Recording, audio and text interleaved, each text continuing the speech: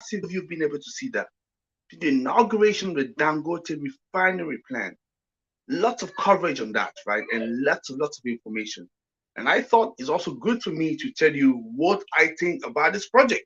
Is it okay? Excellent. First of all, let me welcome you into Renewables in Africa channel. So if you're watching us, I want you to know that what we do is we demystify the sector for you, right? We make it easy and seamless for you to connect. If you're an investor, you say that I'm lacking information because I want to invest money into the sector, but I'm lacking the right information to be able to do so. Our job is to make it seamless and easy for you to do so, right? If you are a company, say, I want to decarbonize my industry, I like to contribute, right, to the fight against climate change. I don't know what to do. By watching the many videos that we have on the platform, I'm sure you're going to find at least a couple, if not more, that would respond to your question. Or if you're saying that you are a professional, you want to get into the sector, you just don't know. From which angle can I actually tap into that? By following us, you get the information that you are looking for, right? And obviously, we sort of publicizing this video on 5 platforms, and you can connect to any of them. You have YouTube, you have LinkedIn, you have Facebook, you have Twitter, but you also have Telegram, right? Whichever one works for you, just connect, yeah? So feel free to click on the button, subscribe so that and press the little notification button so that whenever there is a new video, you are informed. Now, I just want to make this relatively short video to talk about the Dangote Refinery Plant because this has been a massive news, I must admit, massive news.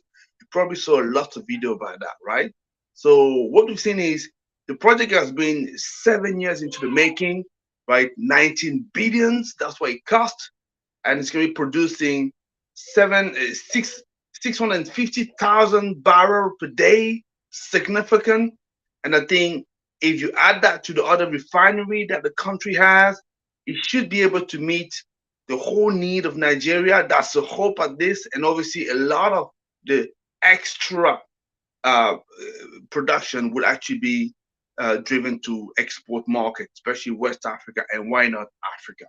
So it's a very massive undertaking, yeah, and one where I'm sure you may be surprised seeing me having step into it, basically a word on it. But I thought I could not let that occasion go to sort of express as well my opinion, yeah, giving my reaction. And my reaction, there's 3 points actually I want to talk to you about, right? Because it's important for us to sort of discuss this kind of achievement or undertaking. So let me just say that I'm not gonna just go around basically the topic and the issue. I'm just gonna say a massive congratulations to Dangote himself, to his organizations, to Nigeria as a country for supporting such a project, and for African in general. A massive congratulations. And that's the first point I want to say because this is actually huge. So let's put it that way. Yes, I'm definitely for renewables, but being for renewable doesn't mean that you're necessarily against obviously any fossil fuel project because the reality is we're still gonna need it for the foreseeable future for some times, right? So the issue has always been how do you strike the right balance, yeah? But it's always gonna be part of the equation. And if it's gonna be part of the equation, I much rather see big operation like that, big undertaking like that, big infrastructure like that, owned by Africans, number one. Two, actually privately owned when possible, out of actually the public hands. Because I believe personally that they most of the time better handled where they're actually in the hand of private private entrepreneurs. So for me, that is huge. And obviously such a project, it's quite significant. And I believe that's the first privately owned refinery in Nigeria. I don't know, maybe as well in Africa. So I need to check my record there. I can't be certain about that, but definitely the private owned in Nigeria. That I'm certain about that. So it's for me, it's a massive undertaking, and I really seriously want to congratulate Dangote Group for that. So that is huge, and you could see that by obviously the coverage that he has had, and also the presence of African president attending, because that is a milestone, yeah, and that's a legacy project. It's a legacy project for Dangote himself as a founder of the group. It's a legacy project for Buhari as a outgoing president, and also it's a massive milestone project for Nigeria as a country, for West Africa and Africa as a whole. Yeah. So that for me, it's the first point that I want to say. Congratulations. Yeah, I can't just go around it. I have to congratulate them. The second point I want to mention is the fact that, well, listen, at the end of the day, right, what this project is also going to do is to cut the fuel imports from other countries into Nigeria, which I believe about 80% of their need was still being imported. I believe that's the case, right? So I may be wrong, but that's what I've read. So if I misread it and people say, jump at me and say, hey, Tony, what you say when the quote is not correct, I apologize, but that's what I believe I've read. I confess that I've not had enough time as per usual to double check those figures. But I understand that, let's say, a large proportion of what Nigeria is exporting coming from abroad.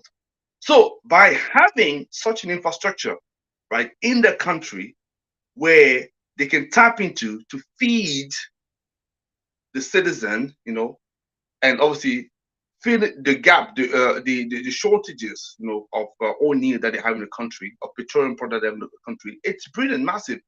It also gonna undercut already the the carbon emissions, because you know a lot of carbon emissions will come from transportation. So the simple fact of bringing something into your country, right, from different means, right? So air freight, where you have it by sea, you know, whatever. So that's already, for me, you're cutting already some production of carbon emissions by having it just locally, by localizing the production and make sure it comes, you exploit the product you have in your country. That's already also cutting down. So from that perspective, environmentally speaking, I think it's already sort of a step in the right direction, because as I say, I'm realistic and I know that oil is still gonna be needed for some time. But I much rather have people having exporting oil in their country than making oil coming from somewhere else and actually making the problem worse. So having it localized, it's something I believe it's a step in the right direction. Yeah. So the third point I want to mention is simply that I am hoping that this will inspire people to do exactly the same, but from a clean energy perspective. We need infrastructure just like that, yeah, to tap into, like I say, the genius of African as a whole. So when we come together, this is what we are able to produce, right? So that's a perfect example to see this is the kind of infrastructure we can have in-house, right, in the continent. And a lot of people could produce such a similar thing. Having, for example, manufacturing plant for solar, but for that, you need to have a market, because you know, for the refinery plant in Nigeria, I think 50% of the crude oil that they're going to get, which is obviously the input, it's going to come from the States, right? So if we're going to have manufacturing plants, where are the projects? We need to properly identify them so that we can justify having them, you know, on African soil. So, but for me, I'm just saying it is possible. And if we saying, because at the end of the day, in the energy market, like I say, so there's always going to be competition, different energy sources, and that's normal, right? That's what markets want anyway, right? And by competing, that's how we can make each other better. Yeah. So there's always going to be competition. So that means for renewables, for us to show and demonstrate that yes, we can also be up to the task. We need to come up with such infrastructure. We need to have a such project that's going to make people dream and want to go further, right? Because contrary to what a lot of people say, I believe yes, we can use renewables for industrialization. Yes, I believe. I know the idea, and I think I've listened to the speech of the Ghana president. I think Burma or other president, I'm sure they had the same attitude, saying that okay, Europe, America has developed with fossil fuel, and we're going to develop ourselves with fossil fuel, right? That's the way to go. I think I slightly disagree with that in the sense that I believe that's what they were using at the time because they didn't know better at the time. We know better. We can do better than that. So we can potentially explore some other technology that demonstrating that it is possible to do it. Yeah, we don't need to replicate the exact same path, right, to actually reach our. That's what I'm saying. We all, for me, the way I look at that is we acting only as if that's the only way to get to the top. I don't think so. I don't think so. Why are we starting looking at the problem by defining that because that's what happened in the past. That's the only way it's going to happen in the future. No, why necessarily? If we actually, first of all, it's about making the decision. If we're making the decision, all of a sudden we're going to start solution appearing. But if we're not making that decision, we want to be cleaner, that we want to actually exploit the technology that are around, we're never going to see solution, never. It's about making the decision first, and we're going to go further. And undertaking, like what the Dangote group has done, demonstrate that it is possible. We just have to believe and go look for it. And yes, it's about energy mix. We're going to have a combination of all those sources, but it's about striking the right balance. Yeah. So to end up, can just say congratulations to the Dangote group. That was very inspiring and is inspiring. Yeah. So that's great. Obviously, by doing that, I believe as well you're cutting down as well your carbon emission. That's something to appreciate. But what I want to say, I'm actually challenging people in the renewable energy sector. Why don't we do something as similar? It is possible. That's what and who is the equivalent of Dangote for renewables energy or clean energy in the continent? That's what we need. And if there's such a person, hey, I'm intending to obviously march towards this step. I'm not there yet. What I'm saying is actually something like that should inspire us. Yeah.